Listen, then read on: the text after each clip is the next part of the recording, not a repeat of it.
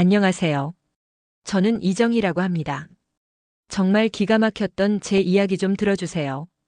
62살이 된 지금 저는 평생 교육자로 살아왔습니다. 30년 넘게 학교에서 아이들을 가르치고 교장까지 했죠. 은퇴한 지 2년이 지났는데 요즘엔 집 뒤편 작은 텃밭이나 가꾸며 조용히 지내고 있었어요. 솔직히 말씀드리면 은퇴 생활이 그리 재미있지는 않았습니다. 평생 바쁘게 살아온 사람이 갑자기 할 일이 없어지니까 답답하더라고요. 그래서 텃밭 일에 더 집중하게 됐는지도 모르겠어요. 상추, 배추, 무, 고추까지 직접 키우면서 하루하루를 보내고 있었죠. 그날도 평소와 다를 바 없는 화요일 오후였습니다. 텃밭에서 딴 싱싱한 상추와 제가 직접 담근 김치를 플라스틱 용기에 담고 있었어요. 딸 은영이네 집에 갖다 주려고 말이에요. 28살인 은영이는 결혼한 지 1년 반 정도 된 미술치료사예요. 어릴 때부터 그림 그리기를 좋아했던 아이라서 대학에서 미술치료학을 전공하고 지금은 아동센터에서 일하고 있습니다. 착하고 순박한 성격의 남을 잘 믿는 아이라서 아버지인 제가 봐도 가끔 걱정이 되곤 했어요. 사위 정우는 처음 만났을 때는 괜찮은 청년이라고 생각했습니다. 나이도 은영이와 비슷하고 직장도 안정적이라고 했거든요.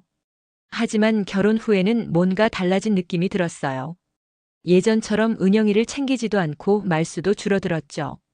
그리고 사위의 아버지인 박 회장이라는 분도 좀 이상했어요. 처음엔 인자하고 듬직해 보였는데 자꾸 은영이한테 이상한 부탁을 하는 것 같더라고요. 투자 이야기니 사업 이야기니 하면서 말이에요. 딸의 집 앞에 도착했는데 뭔가 이상했어요.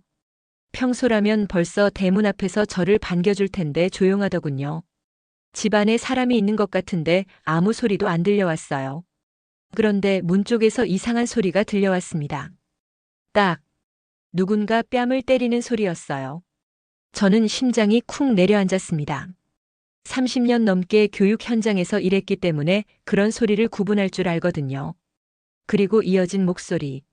이 멍청한 것이 도장 찍으라고 하면 찍기만 하면 되는 거야. 왜 자꾸 묻고 그러는 거야? 남자 목소리였는데 사위 정우의 목소리가 아니었어요. 더 나이 든 남자 아마 사위의 아버지인 박 회장의 목소리 같았습니다. 목소리가 화가 나 있고 거칠었어요. 아버님 죄송해요. 그런데 이 서류가 뭔지 몰라서. 은영이의 떨리는 목소리가 들려왔어요. 제 딸이 울고 있는 게 분명했습니다. 목소리가 평소와 달리 작고 떨리고 있었거든요. 뭔지 알 필요 없어. 시집 왔으면 시댁 말 들어야지. 또 말 대답해? 딱. 또 때리는 소리였어요. 저는 더 이상 참을 수가 없었습니다. 교장으로 재직할 때도 학생들이 괴롭힘 당하는 걸 그냥 넘어간 적이 없거든요. 하물며 제 딸이 맡고 있는데 가만히 있을 수는 없었죠. 손에 들고 있던 반찬 용기를 바닥에 살짝 내려놓고 조용히 현관문을 열고 들어갔습니다. 신발도 제대로 벗지 않은 채로요. 마음이 급했거든요.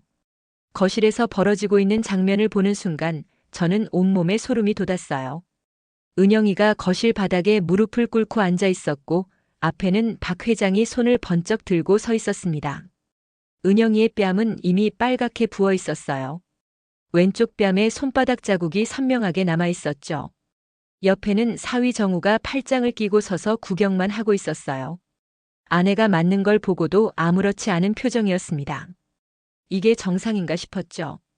거실 테이블 위에는 각종 서류들이 어지럽게 널려 있었어요. 뭔가 도장을 찍어야 하는 서류들 같았는데 자세히 보니 계약서 같은 것들이었어요. 뭐 하는 겁니까?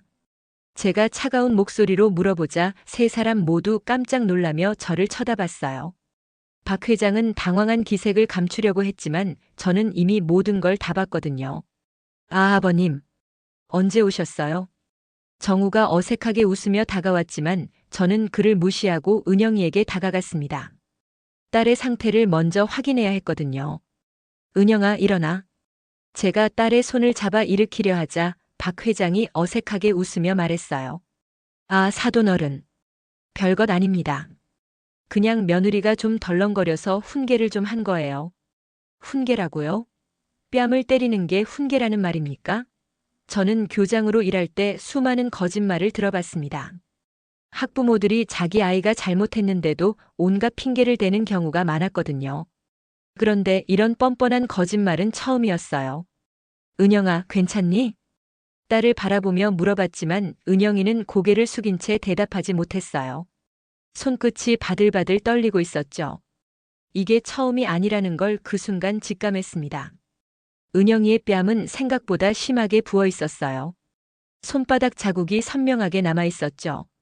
그런데 더 놀라운 건 은영이의 반응이었습니다. 아빠, 괜찮아요. 정말 괜찮아요. 딸이 저를 진정시키려고 했어요. 맞은 사람이 오히려 위로하고 있었죠. 이상했습니다.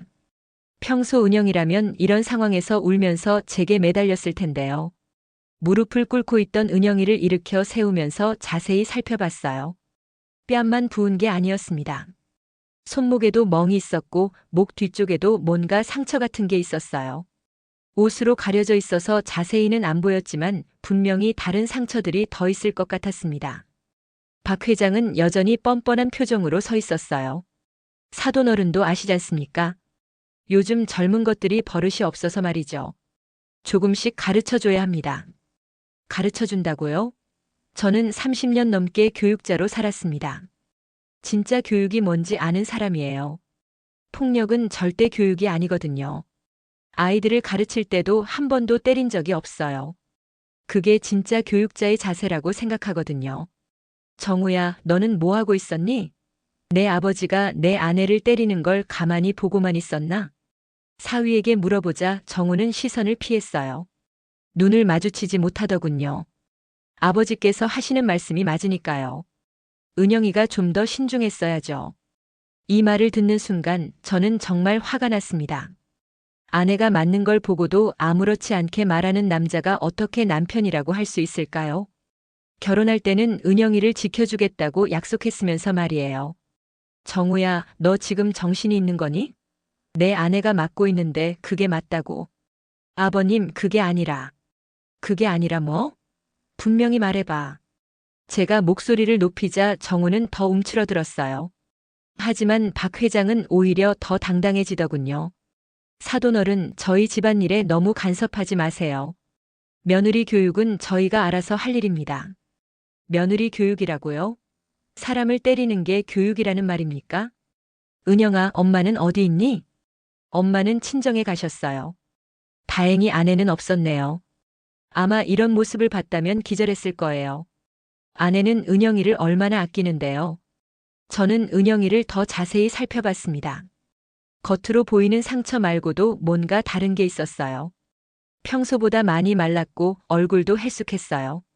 눈 밑에 다크서클도 생겼고요. 은영아, 요즘 밥은 잘 먹고 있니? 네, 잘 먹고 있어요. 하지만 딸의 대답은 거짓말 같았어요.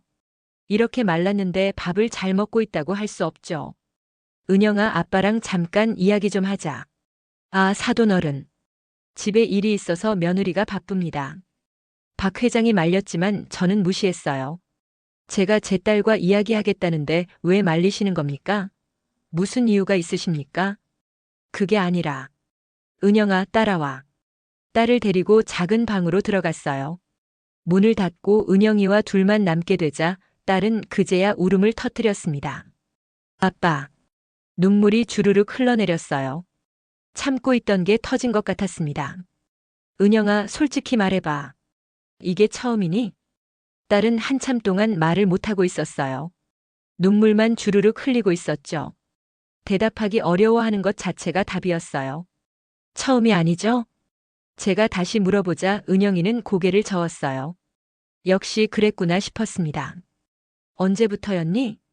결혼한 지 3개월쯤 뒤부터요. 1년 넘게 이런 일이 계속됐다는 뜻이었어요. 제가 모르는 사이에 딸이 이런 고생을 하고 있었다니요. 아버지로서 정말 미안했습니다. 왜 말하지 않았니? 말씀드려봤자 아빠만 걱정하실 것 같아서요. 그리고 정우도 처음엔 저를 말렸었거든요. 처음엔 말렸다고요? 그럼 지금은 방관하고 있다는 뜻이네요. 아니, 방관을 넘어서 동조하고 있는 것 같았어요. 저는 딸의 손을 잡았습니다. 손끝이 차갑고 떨리고 있었어요. 이런 상황이 얼마나 무서웠을까 생각하니 마음이 아팠습니다. 은영아, 아빠가 해결해 줄게. 아빠, 안 돼요. 더 심해질 수도 있어요. 딸이 저를 말렸지만 저는 이미 결심했습니다. 교장으로 재직할 때도 그랬어요. 약한 아이들을 괴롭히는 걸 절대 참지 못했죠.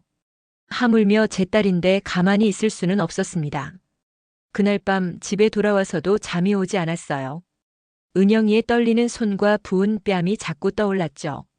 30년 넘게 교육자로 살면서 수많은 아이들을 봐왔습니다. 가정폭력에 시달리는 아이들도 많이 만났어요. 그런 아이들의 표정과 행동을 저는 잘 압니다.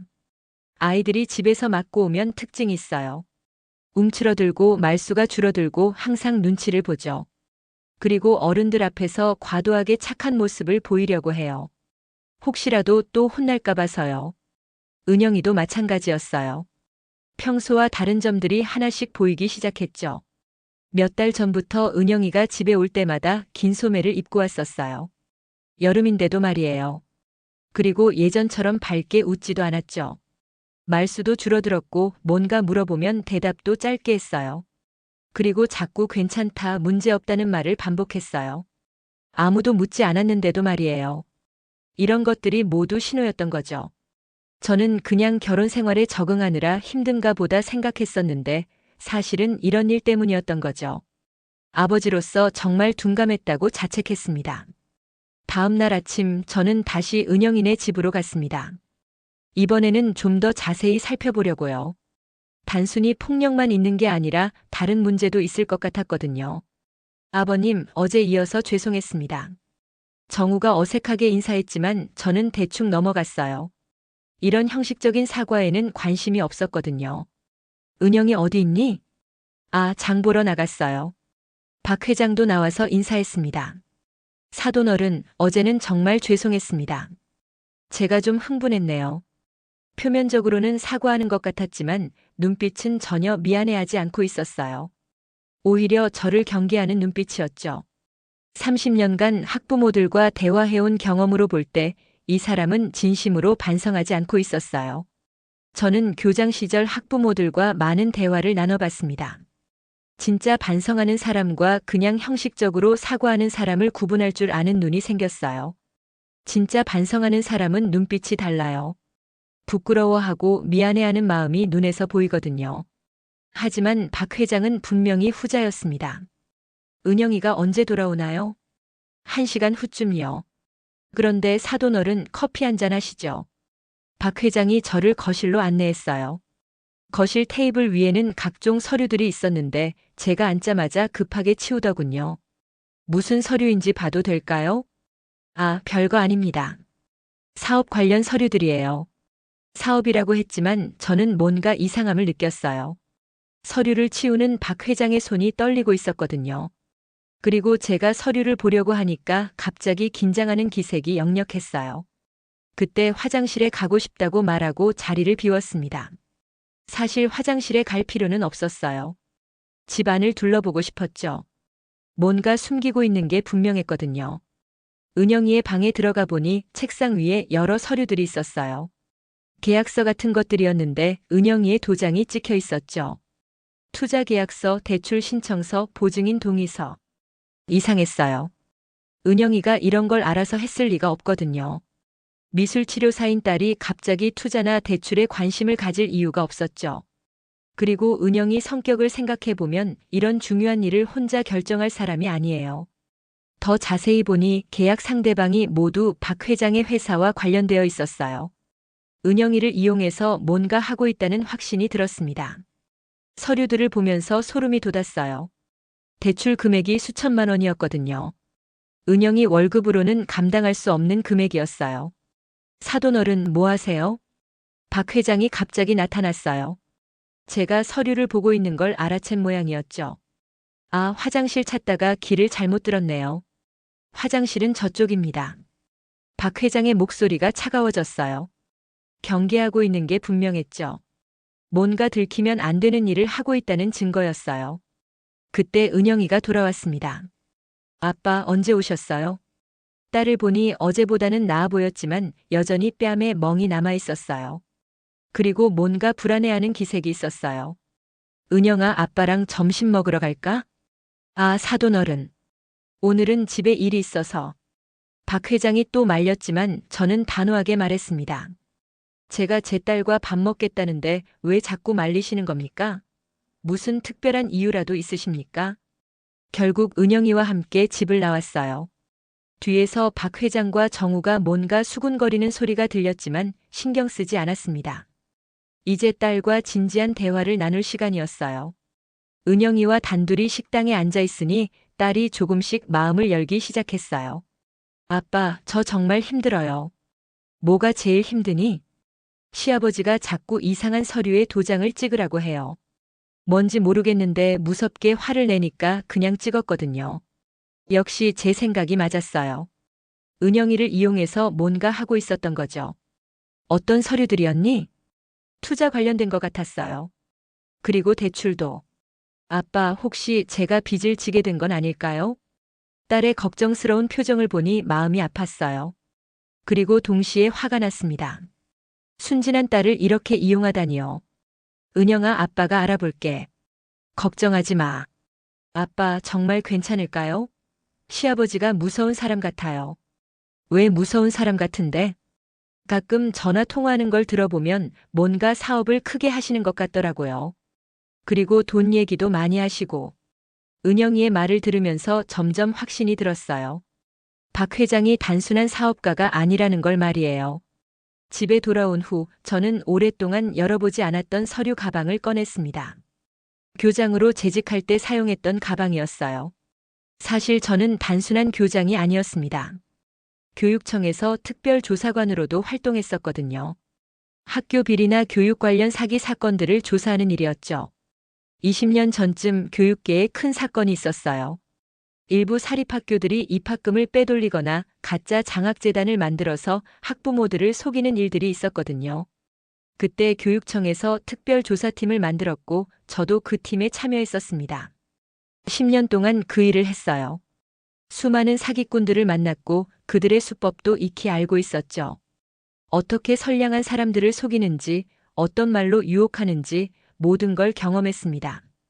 그때 사용했던 도구들이 아직 남아 있었어요. 소형 녹음기, 카메라, 각종 조사 기록 노트들. 30년 넘게 쌓인 경험과 노하우가 모두 들어있는 가방이었습니다. 이제 다시 써볼 때가 온 것 같네. 혼자 중얼거리며 장비들을 점검했어요. 다행히 모든 게 정상 작동했습니다. 녹음기는 여전히 선명하게 소리를 잡아냈고 카메라도 문제 없었어요. 다음 날부터 본격적인 조사에 들어갔습니다. 먼저 박 회장의 회사에 대해 알아봤어요. 인터넷으로 검색해보니 여러 가지 의심스러운 점들이 나왔죠. 박 회장 투자 사기, 다단계 의혹, 피해자 모임. 검색 결과를 보고 소름이 돋았습니다. 제 딸이 이런 사람들과 엮여 있다니요. 더 자세히 찾아보니 몇 년 전에도 비슷한 일로 고발당한 적이 있더군요. 더 자세히 조사해보니 박 회장은 이미 몇 번 사기 관련으로 고발당한 적이 있었어요. 하지만 교묘하게 빠져나갔더군요. 아마 은영이처럼 순진한 사람들을 이용해서 책임을 떠넘겼을 거예요. 이번에는 그렇게 쉽게 넘어가지 못할 거야. 저는 조사 계획을 세웠습니다. 먼저 박 회장의 회사에 직접 가서 증거를 수집하고 은영이를 통해 더 많은 정보를 얻어야 했어요. 교육청 조사관 시절의 경험을 떠올려 보니 이런 사기꾼들은 항상 같은 패턴을 보여요. 처음에는 친절하게 접근하고 점점 압박을 가하면서 피해자를 통제하려고 하죠. 그리고 항상 가족을 이용해요. 가족 관계를 악용해서 피해자가 저항하지 못하게 만드는 거죠. 박 회장도 정확히 그런 수법을 쓰고 있었어요. 제가 조사관으로 일할 때 잡았던 사기꾼 중에 박 회장과 비슷한 놈이 있었어요. 그때도 며느리를 이용해서 사기를 쳤었죠. 결국 징역 3년을 받았습니다. 그날 밤 은영이에게 전화를 걸었습니다. 은영아, 아빠가 도와줄 테니까 시아버지가 뭘 시키든 일단 따라해. 대신 모든 걸 다 기록해둬. 아빠, 무슨 말씀이세요? 아빠가 특별한 계획이 있어. 너만 믿고 따라주면 돼. 딸에게 자세한 설명은 할 수 없었지만 제가 단순한 은퇴 교장이 아니라는 걸 조금씩 알려줄 때가 온 것 같았어요. 아빠, 정말 괜찮을까요? 은영아, 아빠를 믿어봐. 아빠가 누군지 아직 잘 모르는 것 같은데. 교육청 조사관 시절 저는 수많은 사기꾼들을 만났습니다. 그들의 수법도 잘 알고 어떻게 대처해야 하는지도 경험으로 익혔어요. 가장 중요한 건 증거예요. 아무리 확신이 있어도 증거가 없으면 아무것도 할 수 없거든요. 그리고 상대방이 방심하게 만드는 것도 중요해요. 박 회장 같은 사람은 처음이 아니었죠. 오히려 상대하기 쉬운 유형이었어요. 너무 자신만만해서 실수를 많이 하거든요. 이제 진짜 게임이 시작이야. 그날 밤 저는 오랜만에 조사관 시절의 노트를 꺼내 읽었어요. 그때 정리해둔 사기꾼들의 특징과 수법들이 적혀 있었죠.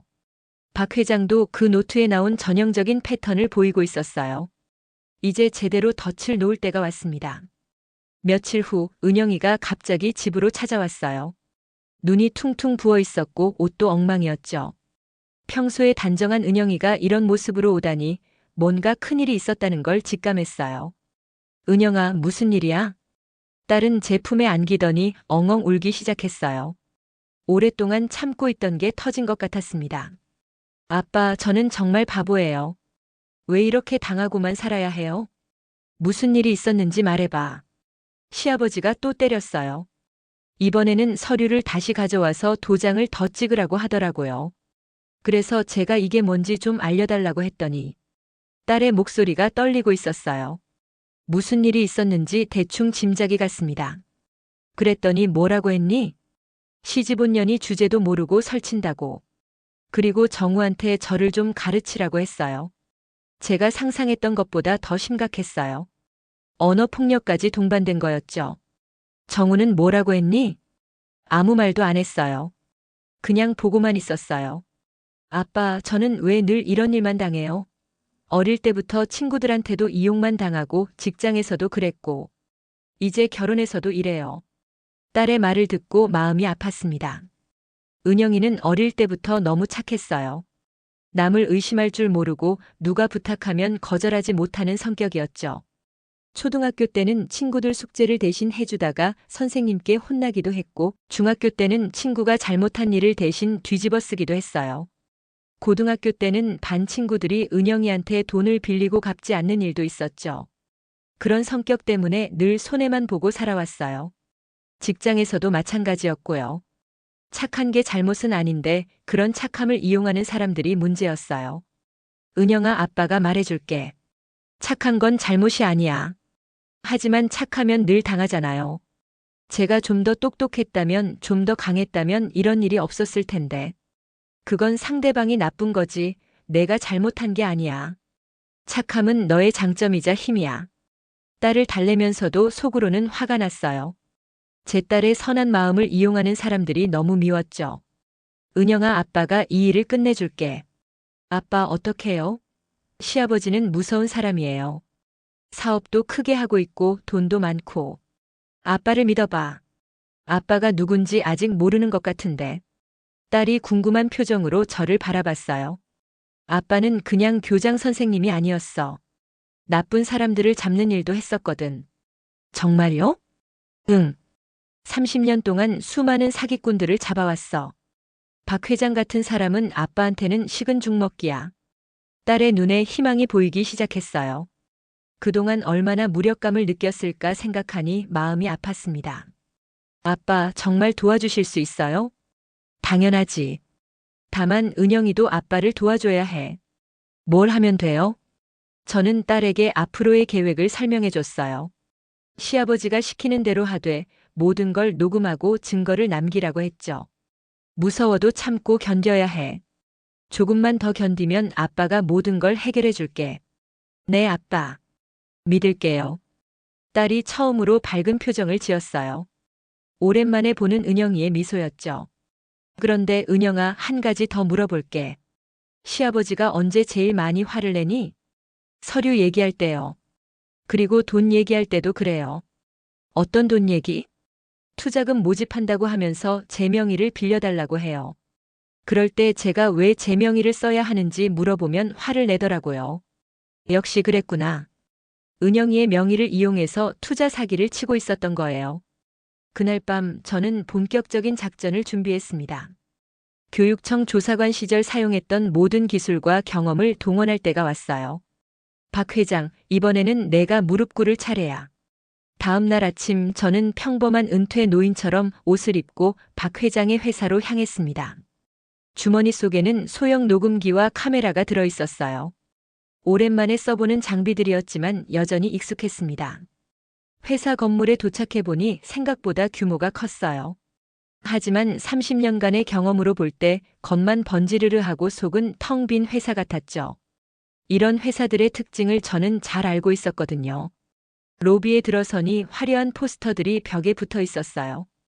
꿈을 현실로, 월 수익 보장, 누구나 부자가 될 수 있다. 전형적인 사기업체의 문구들이었죠. 투자 상담 받으러 왔습니다.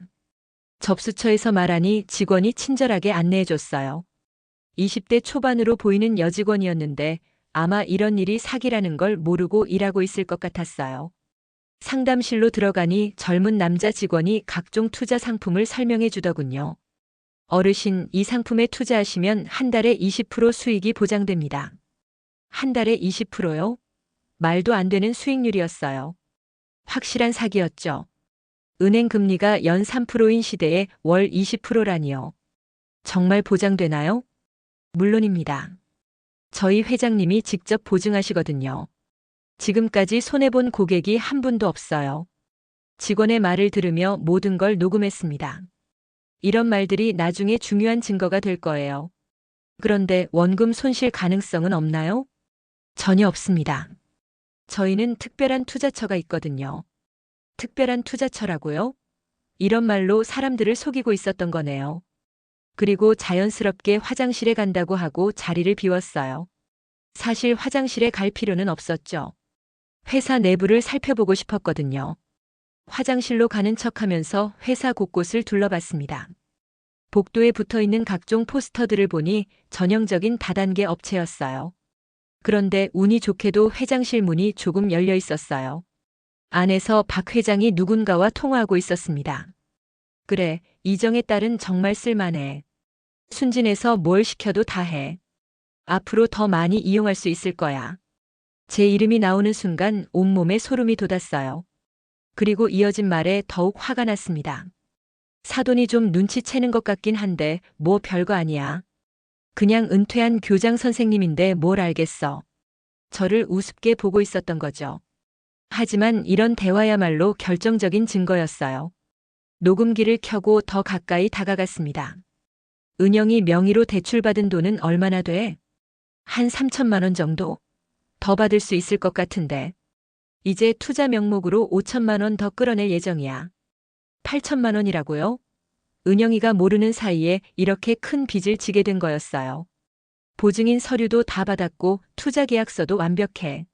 나중에 문제가 생기면 다 은영이 책임이야. 우리는 피해자인 척하면 되고. 완전히 은영이를 이용해서 사기를 치고 있었던 거죠. 제가 더 늦었다면 딸이 엄청난 빚더미에 앉을 뻔했어요. 그때 누군가 뒤에서 제 어깨를 툭 쳤습니다. 어르신 뭐 하세요? 뒤돌아보니 정우가 서 있었어요. 이런 곳에서 만날 줄은 몰랐네요. 아, 화장실 찾다가 길을 잘못 들었네. 화장실은 저쪽이에요. 아버지가 찾으시더라고요. 정우가 저를 의심스럽게 바라봤지만 저는 태연하게 화장실로 향했어요. 화장실에서 녹음 내용을 확인해 보니 완벽하게 녹음됐더군요. 이 정도면 결정적인 증거였어요. 다시 상담실로 돌아가서 투자 상담을 마저 받았습니다. 그리고 브로셔와 계약서 샘플들을 받아왔죠. 어르신, 빨리 결정하시는 게 좋을 것 같아요. 이런 좋은 조건은 언제 끝날지 모르거든요. 전형적인 조급함을 유발하는 수법이었어요. 이런 말로 사람들을 재촉해서 성급한 결정을 하게 만드는 거죠. 회사를 나오면서 주변을 더 살펴봤어요. 근처에 피해자들이 모여있는 카페가 있다는 정보를 인터넷에서 본 적이 있었거든요. 과연 카페에 가보니 몇 명의 중년 여성들이 모여서 이야기하고 있었어요. 저기요, 혹시 박 회장 회사 피해자분들이세요? 한 분이 놀라며 저를 쳐다봤어요. 어떻게 하셨어요? 저도 당할 뻔했거든요. 이야기 좀 들을 수 있을까요? 그렇게 해서 피해자들의 증언을 들을 수 있었습니다. 모두 비슷한 수법이었어요. 가족을 이용해서 서류에 도장을 찍게 하고 나중에는 모든 책임을 떠넘기는 방식이었죠. 제 며느리도 당했어요. 5천만 원 빚을 지게 됐는데 어떻게 해야 할지 모르겠어요. 저희 아들도 마찬가지예요. 박 회장이 좋은 일자리를 주겠다고 해서 믿었는데 결국 사기였더라고요. 피해자들의 이야기를 들으며 분노가 치밀었어요. 박 회장은 수많은 가정을 파탄냈던 거죠. 여러분, 저와 함께 고발하시겠어요? 정말요? 하지만 증거가 있어야 하는데. 제가 증거를 준비할게요. 다만 조금만 시간을 주세요. 피해자들과 연락처를 교환하고 집으로 돌아왔습니다. 이제 본격적으로 모든 증거를 정리할 때였어요. 며칠 후 저는 박 회장에게 직접 전화를 걸었습니다. 사돈, 잠깐 만나서 이야기할 수 있을까요? 무슨 일이시죠? 은영이 일로 상의할 게 있어서요. 박 회장은 흔쾌히 만나자고 했어요. 아마 저를 설득해서 더 많이 이용하려는 생각이었을 거예요. 약속 장소인 호텔 커피숍에 도착하니 박 회장이 이미 와 있었습니다. 평소처럼 자신만만한 표정이었어요. 비싼 정장을 입고 있었고 손목에는 고급 시계도 차고 있었죠. 사돈어른, 무슨 일이시죠? 은영이가 서명한 서류들 말이에요. 아, 그거요? 사돈어른도 아시다시피 요즘 세상에 투자 안 하면 살기 힘들지 않습니까? 며느리 미래를 생각해서 하는 일이에요. 여전히 뻔뻔했어요. 사기를 치면서도 며느리를 위한다고 말하다니요. 그런데 은영이가 그 내용을 잘 모르고 서명한 것 같던데요. 사돈어른, 솔직히 말씀드리자면 요즘 젊은 것들이 공부를 안 해서 그래요. 설명해줘도 이해를 못하니까 그냥 믿고 따라하라고 한 거죠. 박 회장이 웃으며 말했지만 저는 더 이상 참을 수가 없었어요. 박 회장님, 솔직히 말씀해 주시죠. 은영이를 이용해서 사기를 치고 계시는 거 아닙니까? 그 순간 박 회장의 표정이 싹 바뀌었어요. 웃음기가 사라지고 차가운 눈빛이 되었죠. 사돈어른, 무슨 말씀을 그렇게 하십니까? 사기라니요. 그럼 한 달에 20% 수익을 보장한다는 게 사기가 아닌가요? 박 회장이 당황하는 기색을 보였어요. 제가 회사에 다녀온 걸 눈치챈 모양이었죠. 혹시 저희 회사에 다녀오셨나요? 네, 다녀왔습니다. 그래서 뭘 보셨는데요?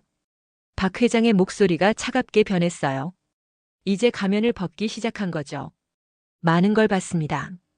그리고 들었습니다. 저는 녹음기를 테이블 위에 올려놓았어요. 이게 뭔가요? 박 회장님께서 저와 제 딸에 대해 나누신 대화 내용입니다. 들어보시겠어요? 녹음기를 재생하자 박 회장의 목소리가 나왔어요. 이정의 딸은 정말 쓸만해. 순진해서 뭘 시켜도 다 해. 박 회장의 얼굴이 새하얗게 변했어요. 손도 떨리기 시작했죠. 이걸 어떻게 해? 그리고 은영이 명의로 대출받은 3천만 원도 알고 있습니다. 앞으로 5천만 원 더 끌어낼 계획이라는 것도요. 사돈어른, 이건 오해입니다. 제가 설명을. 오해요? 그럼 이것도 오해인가요? 저는 피해자들의 진술서와 증거 서류들을 꺼내놓았어요. 이분들도 모두 박 회장님께 당한 피해자들입니다. 같은 수법으로요. 박 회장이 식은땀을 흘리기 시작했어요. 이제 완전히 다급해진 모습이었죠. 사돈어른, 이건 좀 그렇지 않습니까? 우리가 사돈지간인데. 사돈지간이라고요? 사돈지간에 사기를 칩니까? 제 딸을 이용해서 돈을 우려먹으면서 이제 더 이상 숨길 필요가 없었어요. 저는 오래된 명함 한 장을 꺼내서 테이블 위에 올려놓았습니다. 이정희 교육청 특별조사관. 박 회장이 명함을 보고 입을 다물지 못했어요. 눈이 커지면서 완전히 당황한 표정이 되었죠. 저는 그냥 은퇴한 교장이 아닙니다. 30년간 박 회장님 같은 사기꾼들을 잡아온 사람이에요. 조사관이라고요? 네. 지금까지 제가 잡은 사기꾼이 몇 명인지 아세요? 200명 넘습니다. 박 회장님 같은 사람은 정말 흔했어요.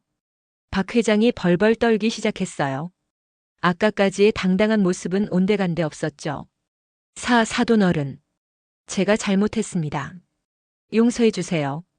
아까까지의 오만한 태도는 온데간데 없고 이제는 무릎을 꿇을 기세였어요. 용서요? 제 딸을 이용해서 사기를 친 걸 용서하라고요? 다시는 안 그러겠습니다. 제발. 박 회장님, 이미 늦었어요. 모든 증거는 내일 검찰에 제출될 예정입니다. 박 회장이 완전히 무너졌어요. 평소 당당하던 모습은 찾아볼 수 없었죠. 그리고 은영이에게 진심으로 사과하세요. 앞으로 손끝 하나라도 건드리면 가만두지 않을 거예요. 30년간 쌓인 경험과 위험이 박 회장을 완전히 압도했습니다. 다음 날 저는 모든 증거 자료를 들고 검찰청으로 향했습니다. 녹음 파일, 서류, 피해자 진술서, 그리고 30년간의 조사 경험을 바탕으로 작성한 상세한 수사 의견서까지 준비했어요. 검사님께서 자료를 검토하더니 놀라워했어요. 이 정도 증거라면 기소에 전혀 문제 없습니다. 정말 대단하시네요. 일반인이 이런 수준의 증거를 수집하기는 쉽지 않은데요. 오랫동안 해온 일이라서요. 피해 규모가 상당할 것 같은데 추가 수사가 필요할 것 같습니다. 혹시 다른 피해자들도 더 있을까요? 저는 그동안 만났던 피해자들의 연락처를 전달했어요. 박 회장의 사기 규모는 생각보다 훨씬 클 것 같았거든요. 그렇게 해서 박 회장과 그의 일당들은 모두 구속됐어요. 은영이는 피해자로 인정받아 대출금도 모두 면제받았죠. 다행히 아직 실행되지 않은 계약들이 많아서 피해를 최소화할 수 있었어요. 재판 과정에서 더 많은 피해자들이 나타났습니다. 박 회장의 사기 규모는 생각보다 훨씬 컸어요. 피해 금액만 수십억 원이었죠. 피해자만 해도 100명이 넘었습니다. 정우는 아버지와 함께 구속되지는 않았지만 공범으로 조사를 받았어요. 결국 은영이는 이혼 절차를 밟기로 했습니다. 처음에는 망설였지만 저와 아내가 많이 설득했어요. 은영아, 너를 지켜주지 못하는 남편과 함께 살 이유가 없어. 은영이도 결국 받아들였습니다. 그리고 심리 치료를 받으며 천천히 회복해 갔어요. 아빠, 정말 고마워요. 아빠가 아니었다면 저는 어떻게 됐을지 몰라요. 은영아, 아빠가 늘 말했잖아. 착한 건 내 잘못이 아니라 힘이라고. 딸의 회복 과정을 지켜보며 뿌듯했어요. 이제 은영이는 예전보다 더 강해졌어요. 착하면서도 자신을 지킬 줄 아는 사람이 됐죠. 몇 달 후 은영이가 새로운 직장을 구했다고 연락이 왔어요. 이번에는 더 큰 센터에서 일하게 됐다고 하더군요. 아빠, 이번에는 정말 좋은 곳이에요. 제 능력을 인정해주는 곳이거든요. 딸의 밝은 목소리를 들으니 정말 기뻤습니다. 재판이 끝난 후 저는 새로운 결심을 했습니다. 은퇴했다고 해서 손 놓고 있을 일이 아니었어요. 아직도 박 회장 같은 사기꾼들이 많을 텐데 그냥 당하고 있을 수는 없었죠. 사회적 약자 권익보호단체를 만들기로 했습니다. 저처럼 경험이 있는 은퇴자들과 함께 사기 피해를 예방하고 피해자들을 도와주는 일을 하기로 했어요. 첫 번째 회원은 당연히 박 회장 사건의 피해자들이었어요. 그분들이 저에게 정말 고마워하시더군요. 이정혜 선생님 덕분에 우리가 살았어요. 이제 우리도 다른 사람들을 도와야죠. 그렇게 작은 단체가 시작됐습니다. 경찰서와 검찰청에서도 협력하겠다고 나서 주셨어요. 그리고 몇몇 변호사분들도 무료 상담을 해주겠다고 하셨죠. 단체를 만들고 나서 정말 많은 상담 전화가 왔어요. 투자 사기, 보이스피싱, 다단계까지. 정말 다양한 피해 사례들이 있었습니다. 그 중에서도 가족을 이용한 사기가 가장 많았어요. 박 회장처럼 며느리나 사위를 이용하는 경우가 정말 많더라고요. 이런 일들이 이렇게 많다니. 상담을 하면서 느꼈던 건 피해자들이 대부분 착한 사람들이라는 거였어요. 남을 의심하지 않고 가족을 믿는 사람들이었죠. 그런 선한 마음을 이용하는 사기꾼들이 정말 미웠습니다. 몇 달 후 딸과 함께 텃밭에서 씨앗을 심고 있었어요. 아빠, 이 씨앗들이 크면 어떤 모습일까요? 글쎄, 어떤 모습이든 예쁠 거야. 정성껏 키우면 말이야. 저도 이제 새로운 시작이에요. 새 직장에서 열심히 일하고 있고 새로운 사람들도 만나고 있어요. 은영이가 밝게 웃었어요. 오랜만에 보는 진짜 웃음이었죠. 그래, 이제는 새로운 계절이 올 거야. 하늘을 바라보며 중얼거렸어요. 30년간 교육자로 살면서 배운 게 있다면 진짜 교육은 교실에서만 끝나는 게 아니라는 거였어요. 약한 사람을 지키고 정의를 실현하는 것. 그게 진짜 교육자의 마지막 사명이라고 생각합니다. 텃밭에 심은 씨앗들이 파릇파릇 새싹을 틔우는 걸 보며 제 마음도 새로워지는 기분이었어요. 박 회장은 결국 징역 5년을 선고받았고 피해자들은 모두 배상을 받았습니다. 제가 만든 권익보호단체도 점점 커져서 이제는 전국적인 조직이 됐어요. 1년 후 단체 회원이 500명이 넘었고 도움을 받은 피해자들도 1000명이 넘었습니다. 정말 뿌듯했어요. 은영이는 새로운 직장에서 열심히 일하고 있습니다. 이제는 누구에게도 당하지 않는 강한 사람이 됐어요. 그리고 비슷한 처지의 사람들을 상담해주는 일도 하고 있어요. 아빠, 제가 당한 경험이 다른 사람들에게 도움이 되고 있어요. 딸의 말을 듣고 정말 기뻤습니다. 아픈 경험이 다른 사람을 돕는 힘이 됐다니요. 가끔 예전 제자들이 찾아와서 그래요. 선생님 은퇴하셨는데도 여전히 선생님이시네요. 그럴 때마다 저는 답합니다. 교육자는 은퇴하는 게 아니야. 평생 하는 거지. 지금도 매일 상담 전화를 받고 피해자들을 도와주고 있습니다. 은퇴했지만 더 바쁘게 살고 있어요. 하지만 정말 보람있는 일이에요. 텃밭에서 키운 채소들을 이웃들과 나누어 먹으며 단체 일도 하고 가족들과도 시간을 보내고 이런 게 진짜 행복한 노후가 아닐까 싶습니다. 은영이는 이제 새로운 연인도 생겼어요. 정말 좋은 사람이더라고요. 은영이를 소중하게 생각하는 게 눈에 보여서 안심이 됩니다. 아빠, 이번에는 정말 좋은 사람이에요. 그래, 내가 행복하면 아빠도 행복해. 오늘 이야기가 마음에 드셨다면 좋아요와 구독, 알람 설정 잊지 마세요. 여러분의 따뜻한 댓글 하나가 정말 큰 힘이 됩니다.